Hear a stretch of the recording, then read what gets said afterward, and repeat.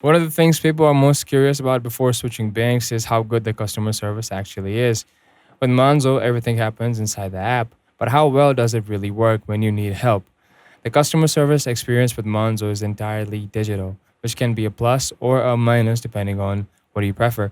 There's no phone line in to call, but in the app, but the in-app chat support is fast and reliable for most issues.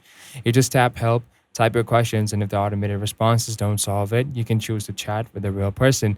In my experience, response times are usually quick. During regular hours, I've gotten replies within 10 to 20 minutes at night or during busy periods. It can take a bit longer, but you are always kept in the loop with updates. The support team is friendly, knowledgeable, and they speak like real people, not copy paste robots. They also are really transparent. So if something's really delayed, they'll tell you why. If they need more info from you, they'll walk you through it. If customer service is a deal breaker for you, Monzo definitely holds up. It may not be traditional, but it's efficient, modern, and most of all human. If you found this helpful, give the video a like. If you found this helpful, give the video a like, hit subscribe, and let me know in the comments how your own experience with Monzo support has been.